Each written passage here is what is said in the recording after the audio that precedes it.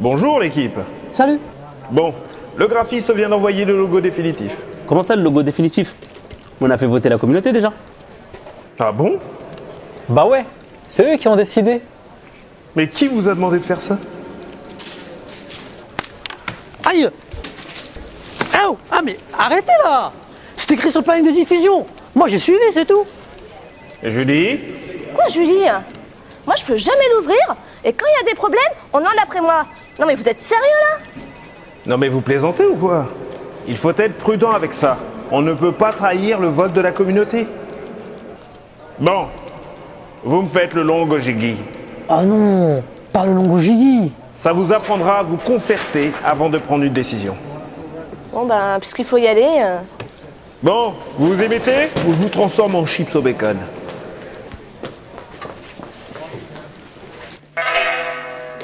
Ok, ok. Yoroshiku kudasai.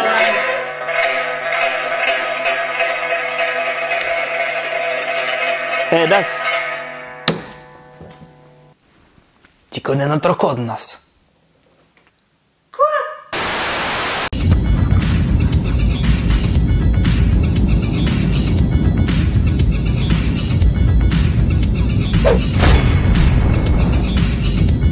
Apprentis conducteurs, apprentis conductrices, bonjour, c'est Nassim, ton ancien de la route préféré. Aujourd'hui on se retrouve pour une vidéo un peu spéciale. C'est notre premier vlog qu'on te propose aujourd'hui et ça va se passer à Dubaï. Alors on va avoir plein de choses au programme. On va visiter la plus grande tour du monde. On va faire une sortie dans le désert. On va faire du jet ski, on visitera Burj Al Arab. C'est l'hôtel le plus étoilé au monde. Et enfin on visitera Abu Dhabi qui est la plus belle mosquée des Émirats. Et il y aura encore plein d'autres surprises. Alors juste un truc, c'est notre premier vlog à toute l'équipe. C'était pas évident à tourner, tu verras les transitions elles sont un peu pourries. Donc ne nous en veux pas, c'est parti, on commence maintenant, on y va. Ok, maintenant je me change d'abord. Ah, propre. Bon, maintenant la caisse.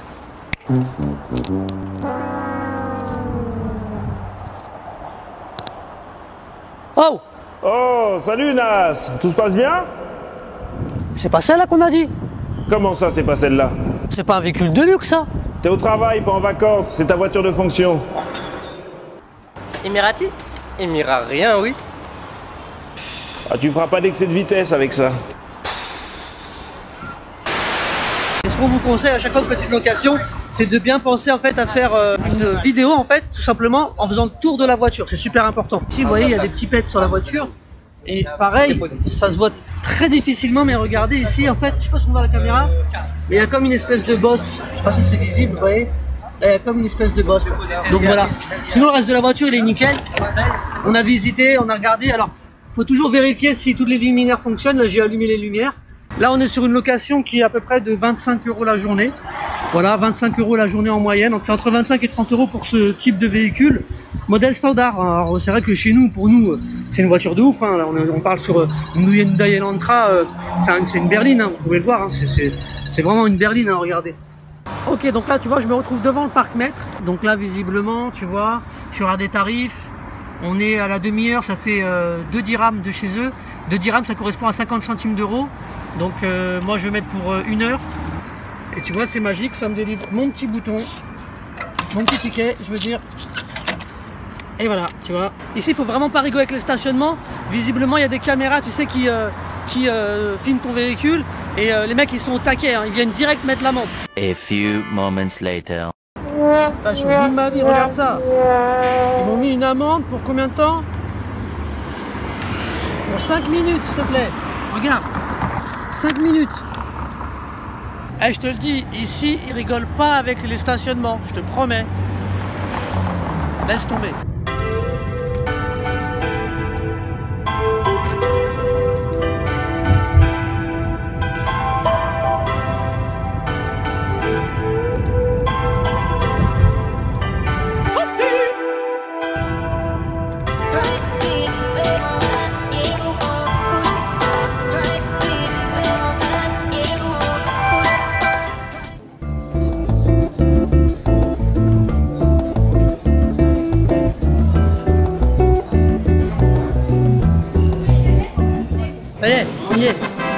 Alors ils sont malins. Hein. En fait, ils ont fait un tarif pour ceux qui arrivent avant le coucher du soleil et pour ceux qui arrivent après le coucher du soleil. Donc du coup, on s'est dit, parce que comme il y a une grande queue, on s'est dit on va essayer de taper entre les deux. Donc on va arriver après le coucher du soleil parce qu'avant c'est beaucoup trop cher. On est à 125 € par personne et après le coucher du soleil, on est à peu près à 90 €. Donc ça va, on va dire c'est tolérable. Et en fait, on a pris un truc pour aller beaucoup plus vite et pour esquiver la queue. Alors donc on a voulu un peu taper entre les deux. J'ai fait le calcul, on est à 176 € pour 2 personnes. Quand mon père il a vu ça, il a dit quoi? Je monte pas là-haut jamais. Donc ça veut dire qu'en fait mon père il va même pas venir avec nous. Mais bon, c'est pas grave, on lui montrera les images. En tout cas, toi tu viens avec nous, c'est parti. Bon, terrible nouvelle. J'ai perdu mes tickets pour le Burj Khalifa. C'est pas une blague, j'ai perdu mes tickets au moment où j'étais en train de faire la vidéo où je te disais ouais, où je te parlais du tarif. Donc en fait là ça me coûte encore plus cher que prévu. Parce que je suis allé les voir et ils m'ont dit en fait que il fallait attendre 1 heure, voir si quelqu'un n'allait pas les utiliser à ma place. Et si c'est pas le cas, je pourrais monter. Sinon, je m'assois sur mes billets en fait et je les ai payés pour quelqu'un d'autre. Donc je suis... Hop, attends, je cadre. Je suis dégoûté. Mais bon, on va attendre 1 heure, on va voir. Hein. Espérons que le miracle va se produire. One eternity later. C'est parti pour l'acte 3. Hello. Hello. Again. You did not find? Sorry? You didn't find the tickets? No, I already told you. Yeah, I know, but you went and you didn't find, yeah? No, no, nothing. Attends, je vais te montrer. En fait, là, ils sont en train de chercher. Ils sont montrés derrière leur comptoir. Et ils sont en train de chercher, en fait. Donc, j'espère que ça va être bon. You have the receipt, yeah? Yeah, I have the receipt, yeah. Just have it inside. Really? It's okay? Okay, alhamdulillah. Thank you. C'est bon. Yeah, sorry. It's okay? Alhamdulillah. Eh ben voilà, c'est super.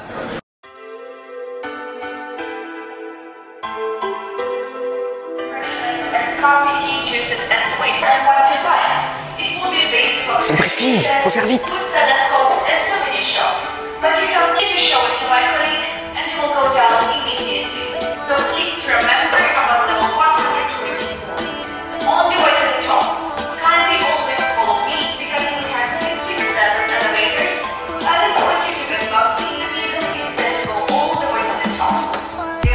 C'est un projet titanesque qui a démarré en 2003, Emar, et qui a été en fait à l'origine, il ne devait pas faire 825 mètres de haut. Je ne sais plus exactement combien il devait faire de mètres, donc je te mettrai en bas dans la description.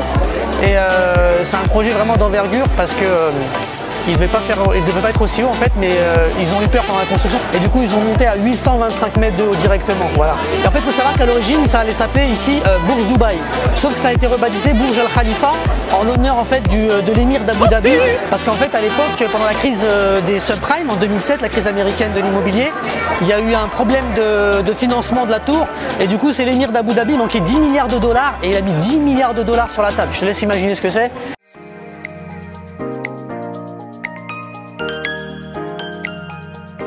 Regarde, c'est tellement gigantesque ici qu'on vient juste de se rendre compte que la nuit est tombée dehors, tu vois. Regarde, on est rentré, il faisait jour pour te dire. Hein.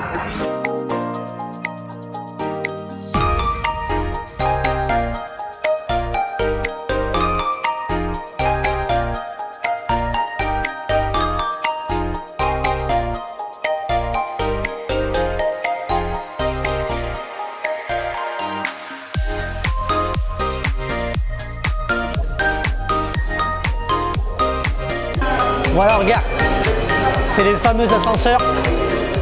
Tu peux voir les étages qui montent.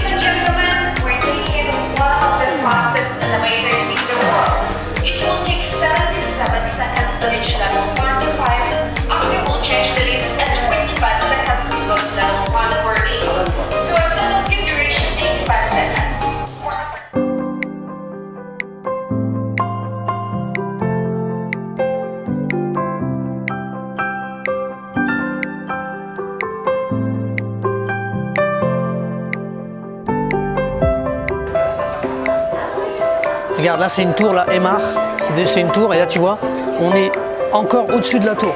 Et je crois déjà que la tour elle fait 25 ou 30 étages. 147. Ok, bon bah il y a un gentil monsieur qui a pris la caméra, je sais pas pourquoi.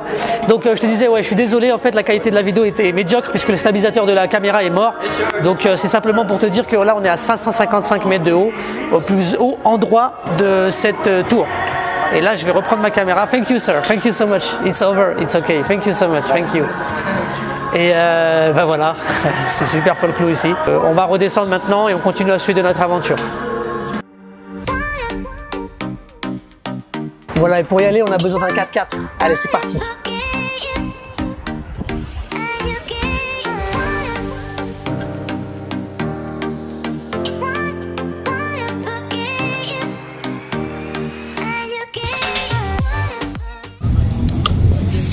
Très important aussi, ne pas oublier de dégonfler les pneus, sinon c'est juste impossible de rouler dans le désert. Pourquoi?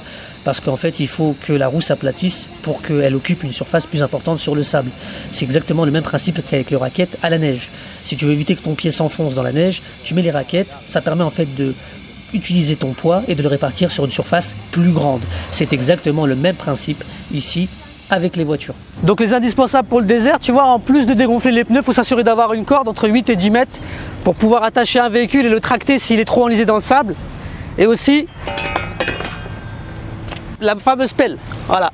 Alors bien sûr, faut pas oublier le drapeau qui va permettre en fait d'être visible loin. Donc c'est super important d'avoir un drapeau pour être visible et éviter toute collision. En plus, la plupart des gens ne portent pas la ceinture dans le désert. Ok.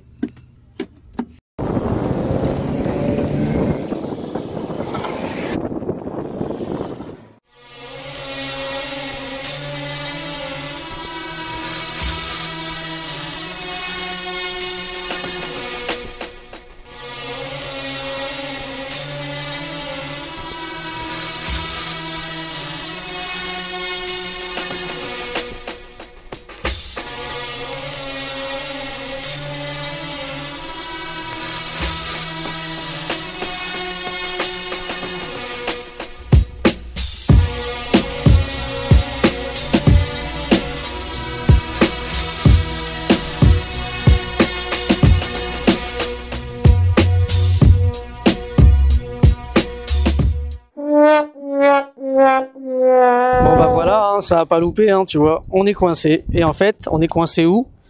Bah, pile poil sur le châssis en fait. Donc là, on va tirer direct. Donc tu vois, on accroche le crochet directement au châssis. Deuxième châssis.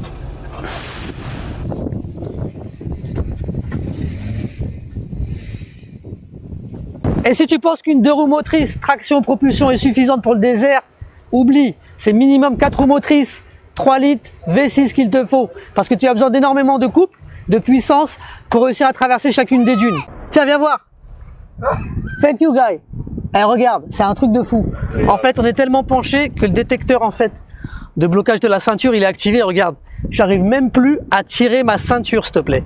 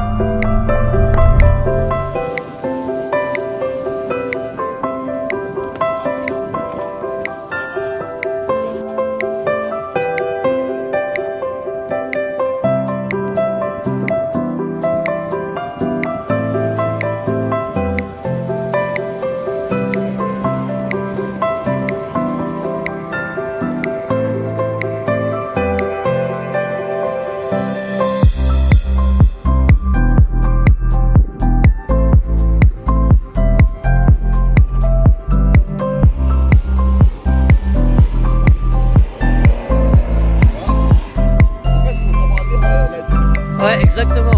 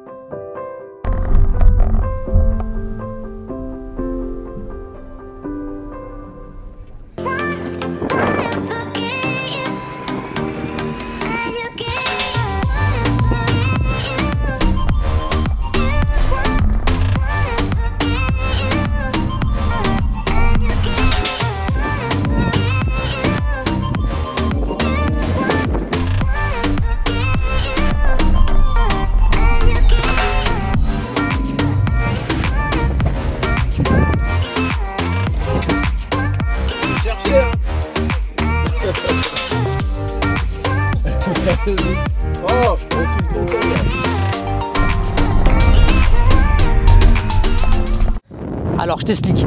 Là, dans le moment délicat, parce que la nuit est tombée, et en fait dans le désert, il faut faire très attention à jamais rester la nuit, parce que si tu veux, en fait, le soleil se couche très très vite ici. En 3/4 d'heure, ça y est, tu vois plus rien du tout. Et du coup, c'est une espèce de sauterelle ce machin. Et du coup, en fait, il faut faire attention parce que si tu veux, regarde, derrière moi là, en fait, tout ça, c'est des dunes qui sont très hautes. Et le problème, lorsque tu es perdu derrière, c'est qu'en fait, tu ne vois plus du tout, regarde, les lumières de la ville. Elles sont juste là. Donc, en fait, il faut faire attention en fait à passer ce point-là. Et une fois qu'on a passé ce point-là, par rapport au véhicule blanc, là, si tu veux le 4x4 blanc, là, tu es tranquille parce qu'après, c'est que du plat. Mais si jamais t'es pas passé par les dunes ici, avant la tombée de la nuit, bonne chance.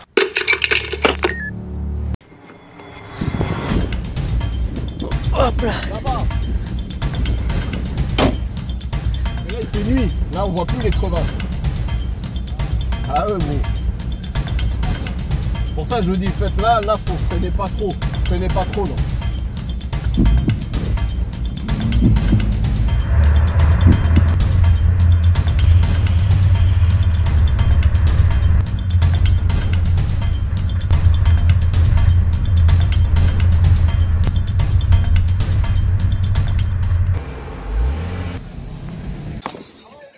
C'est bon. On est en vie.